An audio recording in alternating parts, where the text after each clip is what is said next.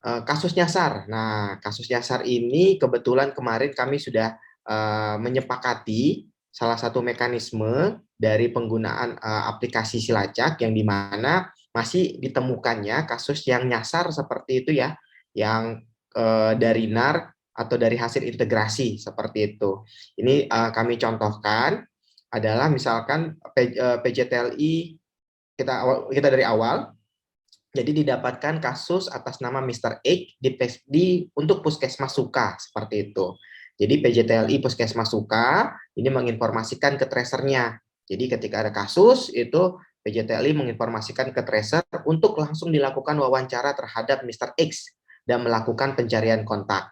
Setelah ditelusuri oleh tracer dan PJTLI PKM Suka melalui nomor telepon dan juga berkunjung langsung ke alamat yang didaftarkan gitu ya, dari NAR dan juga masuk ke dalam Silacak, ternyata Mr. X bukan berasal dari wilayah PKM Suka, atau Mr. X memang benar beralamat KTP di wilayah PKM Suka, namun sudah pindah tempat tinggal atau pindah domisili saat ini. Nah, ketika ditemukan hal seperti ini dari tingkat puskesmas, karena kasusnya kan masuk di puskesmas, ini PJTLI Puskesmas Suka melaporkan kepada PJTLI Kabupaten Kota bahwa kasus konfirmasi atas nama Mr. X tidak ada di PKM Suka. Contoh alasannya memang benar atas nama Mr. X tidak ada, atau benar alamatnya Mr. X di wilayah PKM Suka, namun sudah pindah tempat tinggal atau saat ini Mr. X berada di luar wilayah PKM Suka tersebut. Nah, ketika kabupaten kota sudah mengetahui permasalahan yang sudah didapatkan oleh PKM Suka terhadap kasus konfirmasi Mr. X, nanti PJTLI kabupaten kota ini akan menelusuri. Jadi biasanya kan ada grup WhatsApp ya antara seluruh kabupaten kota dengan antara seluruh puskesmas dengan kabupaten kota yang bisa menginformasikan ada kasus konfirmasi nih di alamat ini. Setelah diwawancara ternyata dia bukan di PKM Suka, tapi informasinya dia ada di PKM Buka seperti itu. Nah, contohnya.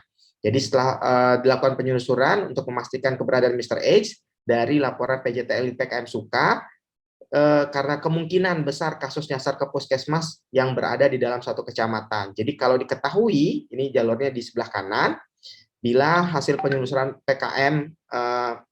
PJTLI Kabupaten Kota diketahui puskesmas wilayah Mr. X berada saat ini adalah PKM Duka, dan sudah mendapatkan konfirmasi dari PJTLI dan juga tracer di PKM Duka, maka PJTLI Kabupaten Kota dapat langsung memindahkan kasus. Atau kalau saat ini karena sudah ada fitur klaim, minta untuk Puskesmas Duka mengklaim kasus yang ada di PKM Suka tersebut.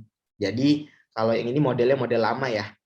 Jadi kalau model lama itu kabupaten kota memindahkan kasus. Tapi kalau sekarang ketika kasus nyasar tersebut diketahui di mana lokasi puskesmasnya, maka puskesmas yang memiliki kasus sebenarnya bisa mengklaim atau menarik data kasus konfirmasi tersebut. Seperti itu.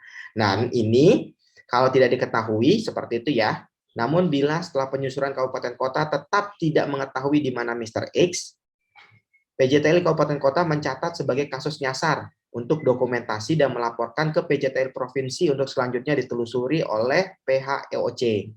Dan bila dalam 2x24 jam kasus Mr. X tidak diketahui di mana keberadaannya, PJTLI Provinsi bisa menghapus atau berkoordinasi dengan helpdesk untuk dihapuskan kasus Mr. X dari PKM Suka agar tidak mempengaruhi capaian indikator puskesmas, kabupaten kota, dan juga provinsi.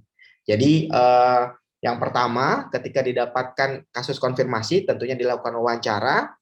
Ketika wawancara mungkin tidak berhasil, bisa langsung mengunjungi rumah dari kasus konfirmasi. Kalau memang dia tidak ada di situ atau kasus nyasar, itu bisa dicari tahu kasusnya ada di mana. Kalau kasusnya diketahui dia ada di mana, maka informasikan ke puskesmas di mana kasus konfirmasi tersebut berada untuk dilakukan klaim atau pengambilan kasus. Namun kalau sampai 2x24 jam dan sudah dilaporkan ke provinsi untuk ditelusuri oleh PHOC dan memang tidak diketahui kemana kasusnya tersebut, itu bisa dihapus agar tidak mempengaruhi capaian indikator dari tingkat puskesmas, kabupaten kota, hingga provinsi.